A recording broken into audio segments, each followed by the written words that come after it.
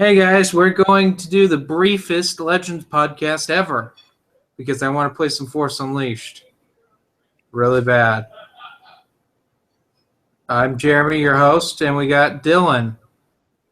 Also known as John Tuttle, who, if you haven't noticed, my camera is not working. That's because of our wonderful sponsor, Comcast, does not being such the wonderful internet provider that they are and not letting me be able to use my camera. But it's all right. We're doing the podcast anyway. Yay! Anyway, let's get into it. We got Rebel Raid coming up. You all need to participate in. Dylan, let's get the details on this. Oh, man. Rebel Raid. I know. I'm so ready for this. Let me just click to make sure I remember when exactly it is.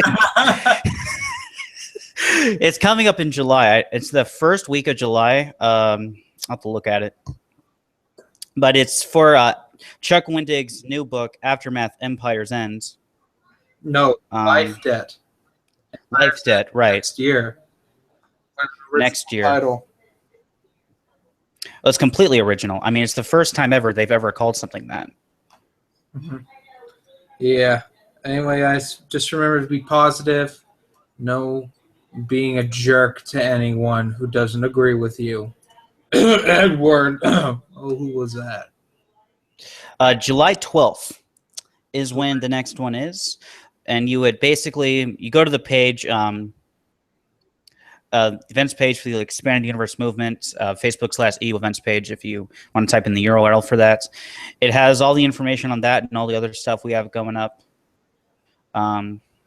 Speaking of the campaigns, by the way, we also have our monthly letter writing campaign, which goes on really monthly and is the next one is going to be the last Friday of every month. So the next one is going to be June 4th. But a few of the people who have been regularly participating in this received some interesting reply letters from Lucasfilm. Yeah, including yourself. Right. Basically, though, the letters are nice. It's a nice thing to get back, but they kind of drive home the point that they think we can be satisfied simply by them inserting old Expanded Universe Legends characters into the new canon. So if you've been participating in the letter writings for a while now, we ask that on this next one, when you send them in, that you make clear exactly that we want the continuation of it, of the Expanded Universe, not just them picking and choosing elements and putting the new canon. That's not what we're after at all. That's not what we're asking for. So, but other than that, another response is great. A few months ago, we got responses from Disney, a few different responses from Disney. So now we're getting responses from Lucasfilm. So keep up the great work. Keep sending out the letters and participate in the raids and the book drive. Yeah, that's pretty much it. And like I said, just be positive. No acting like a certain YouTuber who doesn't really make videos anymore. Good riddance. Right.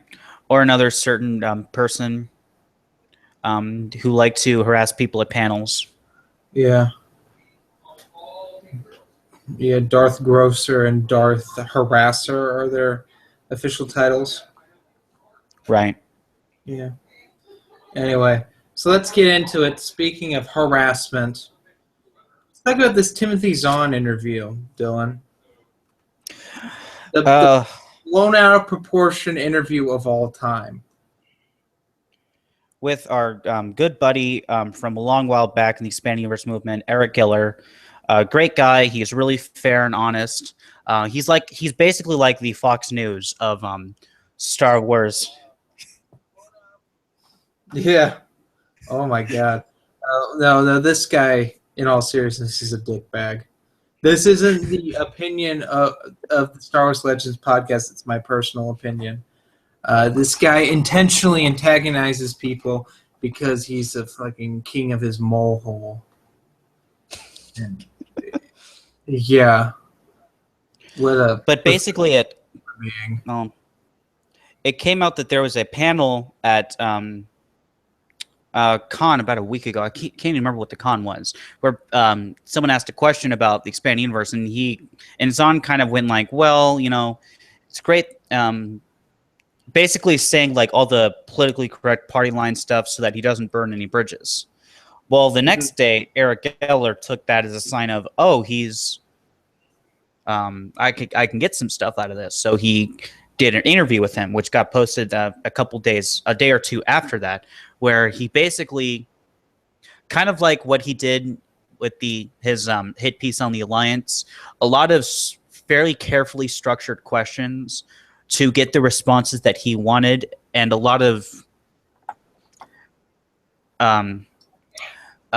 let's see, herky-jerky types of cutting out certain questions and how they phrased them to get the answers that he was looking for to make his point. Yeah. Which, I mean, he really... Yeah. Yeah, fuck him. Oh, I'm sorry. I'm using the rude language again. Well, you know. Oh, God forbid. But on the bright side, Matt made a very amazing video about that. My only criticism, though, is that, I mean, if you've seen it, you'll know what we're talking about. But around the 1 minute and 26 second mark, somewhere around that, there should have been a mic drop. There should have, yeah.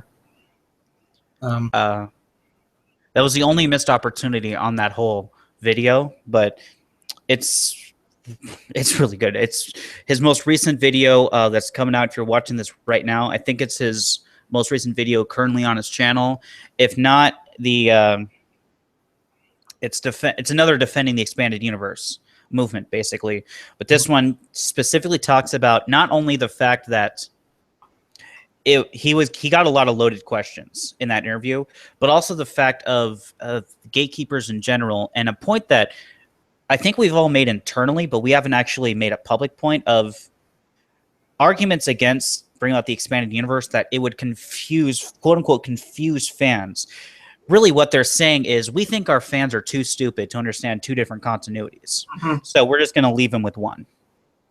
Because our fans can't handle multiverse. They're not smart enough to differentiate, to be able to tell by a banner what universe it belongs to.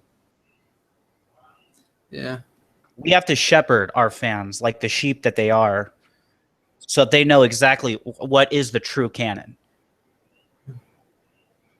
And that's why we can't continue Legends, but we can still keep reprinting the books and putting them on the bookshelves, which further confuses fans anyway, which is a completely hypocritical thing for us to do. But, you know, we like money, and the old Legends books sell more than the new Legends books, but we can't really say that. Public. There, I can. The video is giving up. Is titled "Giving Up," by the way, which is not what the video is about. It's very depressing. It's almost clickbaity. Cringe. Next, he's gonna start posting videos of him with a low-cut top and streaming League of Legends. Like, anyway, that's another thing. God damn. We're on fire tonight. That was cringeworthy. This whole podcast is cringeworthy. Yeah. Anyway, let's get into some other cringeworthy stuff. I was on Amazon the other day, Dylan. Okay. It was a horrible mistake. I noticed, like, there was a Force Awakens comic book adaptation coming out. Mm-hmm. Written by none other than the world's most hated EU author, well, not even a EU, Star Wars author, Chuck Wendig. Our good friend, the Geeks Addict, is having a heart attack as we speak. I think he's seriously contemplating his life right now, and whether or not he should continue it. It's been it's so heartbreaking to him. Yeah, it's just no bueno. And it really was that when Del Rey signed him on to write his trilogy, they paid him upfront for the entire trilogy, kind of like what they did with the old expanded universe authors before Legends at for Legends became what it was. They'd already paid them to write their novels, and then their novels got canceled, so they had to make new novels for them to write, which was essentially why we saw a lot of the older writers writing the first few novels, and then they slowly got phased out. My theory was they paid Chuck Wendig for the trilogy. The first book comes out, he makes an ass of himself. They know he's an asshole now. They want to cut ties with him, but they've already paid him for the trilogy, so they're going to let him write the last 2 books, and then they'll be done with him. But this suggests that they actually like him and are willing to give him more work. Well, they're run by well, actually, I can't say that here because people would find that highly offensive. They're run by idiots. Dylan witnessed this firsthand when dealing with the editors of the Marvel Star Wars stuff. They're dumb. They don't know what they're doing, and they write crap. Yeah, that's how I feel about that. Yeah, it's cringeworthy. It makes me want to vomit, in all honesty. Actually, Matt sent us a gif of vomiting after he first heard that. Yeah. It's playing for me right now. If my camera was if Comcast would allow my camera to work right now, you could see the face of disgust I'm putting on right now. Mm-hmm. Yeah, can we get to something positive here, Dylan? Do we have anything positive? What we're reading. Let's get into what we're reading. This is a short podcast. I want to hear what you're reading. It will lift my spirits right now. Well, I'm not currently reading anything because I just finished Fate of the Jedi Outcast. So I guess I'm about to start Fate of the Jedi Omen. How are you enjoying this Fate of the Jedi series? It's... How do I put this? It's really interesting. I will say it's a step down from Legacy of the Force, but it's not much of a step down. And actually like what I did in reading Crosscurrent, Riptide, and Millennium Falcon, because that was an even bigger step down. So I come into Fate of Jedi kind of on an upswing. But it's really well done in how they execute it. Especially there's a scene kind of close to the beginning that kind of sets off what the series is about, which is heartbreaking. And it's so hard to get through, but like, you know, it has to happen. And but you don't want it to. And then it kind of teeters off and there's a few storylines that I thought were a little bit boring, but knowing what happens later in the series, I realize why they're important. They need to hit them. Mm-hmm. So it's a pretty good first book. I'm not reading The Fate of the Jedi. I actually have them all on audiobooks, so I'm listening to the audiobooks. And at times, whenever I can, I'm actually following along on the book by listening to the audiobook. Which, if you haven't read let me just stop by saying this: if you're an Expanded Universe fan and you have not listened to an audiobook production of an Expanded Universe book, you are doing yourself a disservice. They are wonderful. You've read a few of them through audio. Oh, yeah. Audio. I've listened to quite a bit. Now, I will say not all the books are done unabridged. There are a bunch of books that unfortunately are done abridged. Those are ones you should steer. Those were mainly the Bantam books. The Bantam books and the first era Del Rey books until about 2007, 2008 is when they stopped doing that. Yeah, but what's your favorite audiobook from Star Wars? Not counting audio dramas. I would have to say The Last Command, just because it's so well done. If you don't know what we're talking about, along with the books, some of them are done by a single voice actor. A lot of times it's like Mark Thompson, but there's a few others, but Mark Thompson is by far my favorite. But it's actually a production where they bring in, some of them will have a full cast. But all of them bring in like little sound bites. So they're like they're in space. They'll have like the ambient noise of a ship going on in the background while they're reading the dialogue. Or there's certain moments where they'll add like music, the actual licensed John Williams Star Wars music into the series, and it fits so well. It's go on. I was kind of rambling on that there, but I think my favorite is Mall Lockdown. Mall Lockdown. I thought you were going to say Death Troopers. Death Troopers is a close second, but Mall Lockdown, that guy who did those voices, that was so good. Yeah, his Darth Maul perfect, his Palpatine perfect. I mean, his Kamari Vosa even was really good. And those are just to name some who already had voices, whether it was movies or video games. Oh yeah, the voice actors are great. I mean, the post Jedi stuff. Mark Thompson does an amazing job getting like the big three's voices down. It kind of, and this is not really his fault, is because he's a guy. He kind of has trouble with female voices, and they all sound very similar, which is more of a. Again, it's more of a fact that he's a guy trying to do a girl's voice. Yeah. And I wish on stuff like that, my only gripe about them is I wish that they would have a female voice actors to go along with the male voice actor, and vice versa when they have a production with a female narrator, that they'd have a male one to do the male voices. That's my only criticism of them, but audiobooks, Tim House does an amazing job with them. If you haven't treated yourself to an unabridged Star Wars audiobook yet, you call yourself an EU fan, you should do it because they're amazing. But yeah, I'm enjoying Outcast. I'm enjoying Fate of the Jedi. It's very interesting. Is that all? Yeah. Oh God, I have a lot. I know you do. Out of the way. Read Darth Vader 21. It sucked really bad. I guess they're going to try. They're trying to wrap up the series in 3 issues now. 3-4 issues left. And it's starting to get in that rushed phase. Oh, apparently there was a typo in it. Was there? I read it so quickly that I don't remember. Yeah, in like the beginning, like opening paragraph. The Geek Static just shared it in our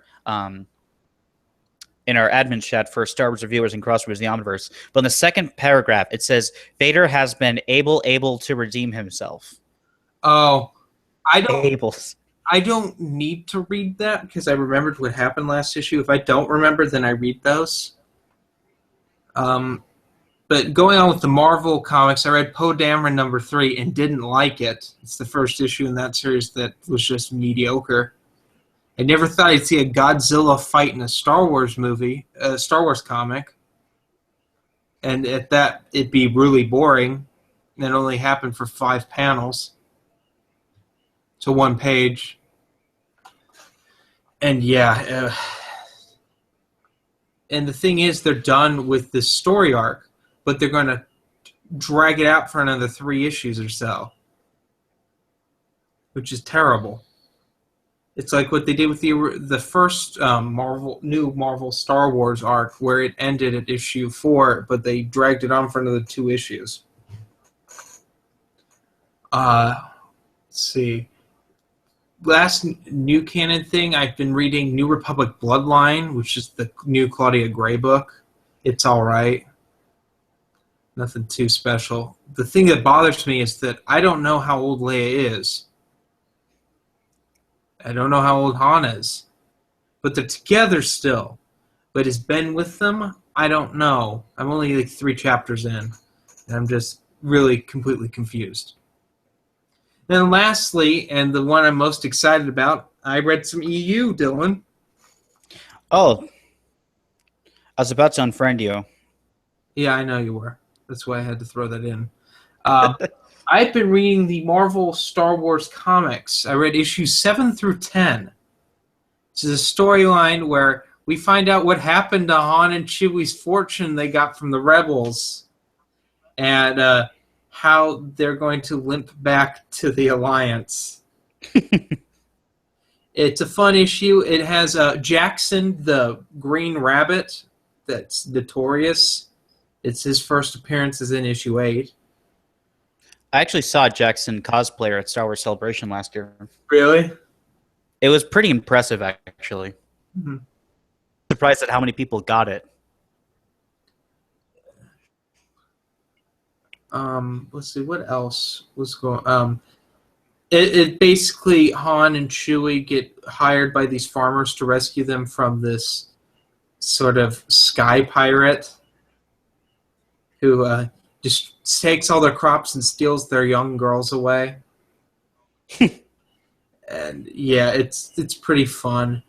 You get a whole group of people to team up with him, and they fight them, and then fight a giant monster at the end. It's a really fun read. I'll be reviewing it next week, which you should check out, because I'm really dialed into these old Marvel comics, Dylan. They're really worth your time to read.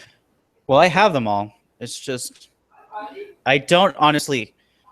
I have the ultimate first world EU problems where I have every single. I got the Dark Horse Mega Bundle, so I have every single comic, but I literally have no clue where to begin. I've read a lot of them. If you listen to podcasts, you know I love the Legacy comics, Dawn of the Jedi, Knights of the Old Republic, the Crimson Empire. I've Invasion, as much as I hated that one. I've read a lot of them, but it's getting to the point where I don't know, like, okay, what do I want to do next? And I think I'm just gonna start Dark Times. Dark Times? Yeah, go for that. I was actually just thinking of, on the Dark Horse app, they're all listed in alphabetical order, so I was actually just thinking of reading them in alphabetical order, which would be terrible, but at least I'll get through them. You could probably now read them on the Comixology app. I've tried to transfer it over, but it just doesn't work. Huh. Weird. Comixology is such a better app, though. I get by with the Dark Horse app. Maybe it's because it's the only thing I know, but I actually know the ins and outs of it to navigate it and to deal with and how to fix it when it goes bad. You see, for those of you who don't know, I've had a really horrible experiences trying to deal with the Dark Horse app. And I hate it. And I was so glad when Dark Horse finally decided to be launched on Comixology, which is my #1 digital comics app, which is a really good app. You guys should be checking that out. They now have Comixology Unlimited, where you can pay, I think, it's $5.99 a month, and you have an infinite amount of comics to read. Really worth your time. Yeah. Want to get into questions now? Yeah. Well, actually, I've been playing Force Unleashed. Oh, okay. I picked that up, and I've been sort of achievement hunting. Yeah, he was. You should have seen him in the pre-show. He was enjoying himself a little too much and killing Wookiees. Oh, I'll just say that. Yeah, it was so fun. Everyone, I kept getting. I was trying to get the achievement of killing 200 Wookiees in the prologue. Which is called Bosk, by the way. Yeah, because Bosk is racist against Wookiees, for those of you who don't know. Well, all Trandoshians are. They literally hunt them. Yeah. Like, it's a sport in their culture. But I got like 4 achievements in the attempt to get that achievement as well. So, yeah. It was really entertaining. I'm really enjoying the game. Like I've said this before, I find Starkiller to be the most overrated character, one of the most overrated characters besides Revan in the video games. On account of he's just so OP in the games, but the games are really fun. It's just the storylines are just kind of dumb, especially Force Unleashed 2. Well, he's in universe. He's like, well, in the novels, he's really powerful in the Force, but he's a sucky duelist, which is kind of, and he really has nothing else other than he's literally spent his whole life with combat. So there's nothing else about his character really, other than being essentially being Vader's hand. or Mhm. Vader's equivalent of the Emperor's hand. Yeah. Okay, why don't we get into questions? So Dark Snovia is very mercifully only has one question this time. What do you do you think of Watch Mojo's top 10 Star Wars lists? Uh, very cat. I haven't seen any of them, so I'm going to defer to Jeremy on this one. I can't even remember. I've seen a movie one. I think with the top. I think they did a top 10 worst special edition changes, which I found very humorous, and I actually agreed with all of them. But I think that's the only one I've ever watched of those. I didn't know they had more. In all seriousness, they might have a top 10 worst prequel moments. They probably have a top 10 worst EU things, or top 10 reasons why the EU shouldn't be canon. I mean, everyone does nowadays. I doubt it. I don't think they would go that far. But then again, they've done it with comic books, so I don't know. Yeah. Sorry, Dark Snovia. All right, next question from Sam Bascom. Why do so many people hate The Last Jedi? I don't know. I've never read it. I don't like it because they didn't call it Coruscant Nights 4. I hate when they do that. That was such a Star Wars thing near the end. Like when they would end a series and then they'd start the war miniseries. It's like the same thing. Like I bought The Last Jedi and then realized it was Coruscant Nights 4, and I've never read Coruscant Nights, so I'm like, well, that's stupid. I guess I can't read this now. Well, like the fourth book in the Republic Commando is called Order 66. Yeah, irritating. With no, I mean it's literally there's nothing on it that says Republic Commando pretty much. So and I've seen it in the stores before, and I'm like, Order 66? Oh, it's an order. Oh, it's about like the Jedi Purge, but no, it's not. It's the fourth book in the Republic Commando, and that's even worse because that's not even the last Republic Commando book. 501st came after that, which is an Imperial Commando novel. Imperial Commando, but still, it has Imperial Commando. So if you've read it at least is an Imperial Commando. So it's like the Republic. At Order 66 is, hey, Order 66. Yeah. Nothing. Yeah, other than that, I don't know why people don't like The Last Jedi. All right, so this question comes from Benjamin Harden. Hey, have y'all ever seen Matt Wilkins? No, I have no clue who that is. Jeremy, do you? No, who the fuck is that? Right. Seriously, who is he? Did we feature him on the show? Maybe. Or did we just talk about one of his videos like 20 minutes ago? Who knows? Who fucking knows? Yeah. I don't know. He's probably just some YouTuber with like 1,000 followers. He thinks he's all that when he's really not. Yeah, he's obviously not me. Right. Anyways, Frank Miller's Evil Hat 1 says, so what are you guys reading right now? Basically what we said like 10 minutes ago. Hey, don't give him that. That was posted ahead of time. I know. Yeah, I'm reading, like I said, I'm about to read Fate of the Jedi Omen. I'm reading New Republic Bloodline and the Marvel comics, both new and old. Yeah. Anything else? We have a couple more, actually. Oh, shit. We have another question from... No, this is like half the episode is going to be answering questions. Yeah. Do any of you think that Wikipedia is cheating when it comes to the EU? Absolutely not. If it wasn't for Wikipedia, I would know nothing about the EU. I probably would have never gotten into it. That was my gateway, was looking up like whatever happened to Luke Skywalker. Oh, there's like 800 pages on Wikipedia about what happened to Luke Skywalker. Oh, wait, these are all interesting. Wasn't from Wikipedia, I would never be an EU fan.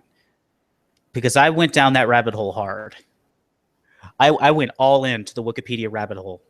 I would spend hours on that before I even read any novel, any comic. I had played a few of the games. I knew of the Ewoks TV series and the Clone Wars micro series, but that was it. And the movies, that was it. And It is absolutely not cheating. I use Wikipedia with my reviews. 9 times out of 10, I'm using Wikipedia to make sure I get everything in that I should be in my synopsis.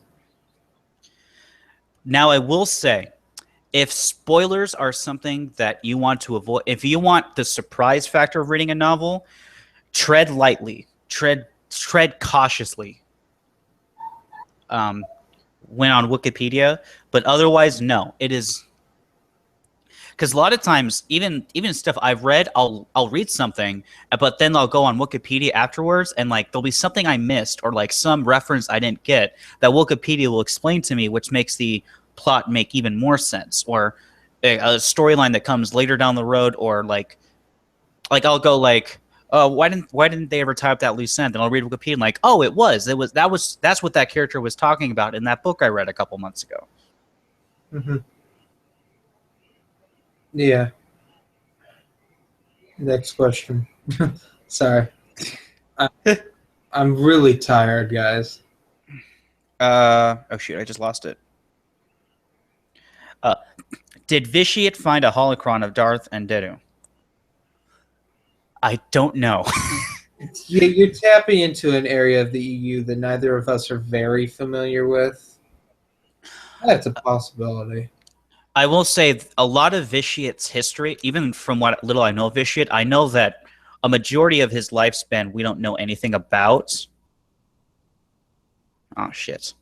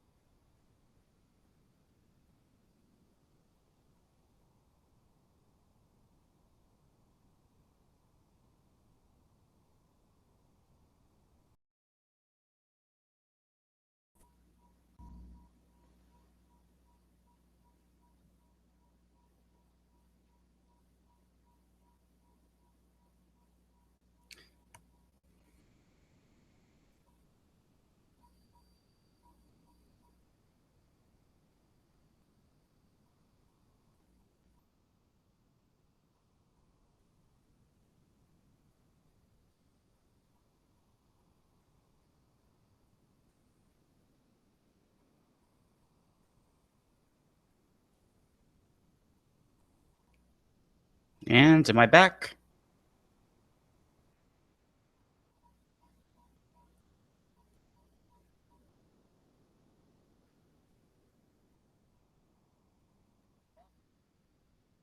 Oh. Well, this is awkward. And this is how the podcast dies, with thunderous applause.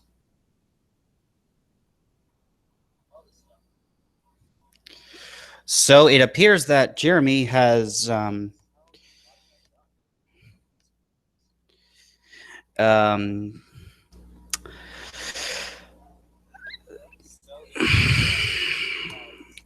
I can't find him on here. So it appears that Jeremy has completely dropped from the podcasts. I have it up with the live just to make sure that I'm still on. Let me close that. So back to questions then. Sorry for everyone who is watching this either live or later in the time. Just skip forward to like little YouTube scroll bar until you get to wherever the hell you see two of us in until the video just ends. But I guess I'll finish up the questions now. No, I was gonna say that Darth and Dedu, well, with Vitiate, there's a lot of Vitiate's history that we don't know of. We already know of little slices here and there, but he lived for a very long time. It's entirely possible that he found the holocron. I just doubt he did. Or I just don't think he ever did. I just don't know if it ever happened because, again, we don't know his full history. Moving on to... Oh, I now have Jeremy on the other end. So Jeremy just called me on Skype.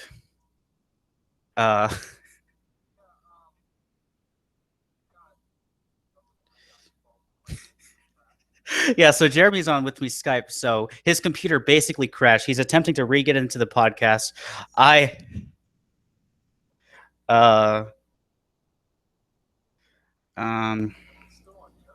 Oh yeah, we're definitely still on air. I've been one-manning this for a while now.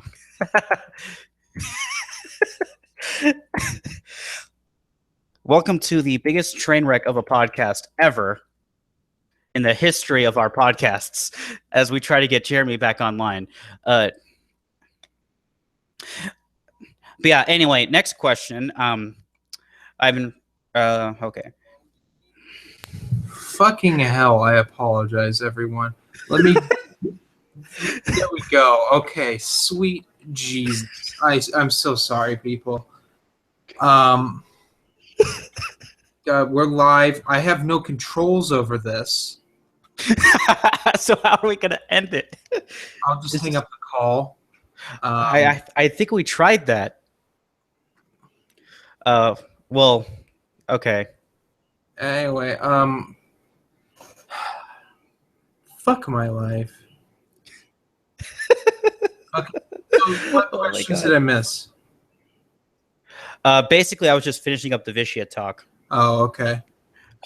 They're summarizing that there's a lot of Vitiate's history that we don't know about, so it's entirely possible. I just don't think he did. Okay. So next. Sam has another question. How much of the continuity issues created by the Clone Wars have been fixed? With Fantasy Flight's Force and Destiny Corps rulebook, essentially all of them, though we don't have exact confirmation on how exactly they're fixed. We just have that they changed. Yeah, we have a kind of... They changed all the records, so whatever doesn't fit is just them changing the records. Yeah. Other than that, not a lot was fixed by Leland Chi. Well, we basically just got a little snippet that, like, hey,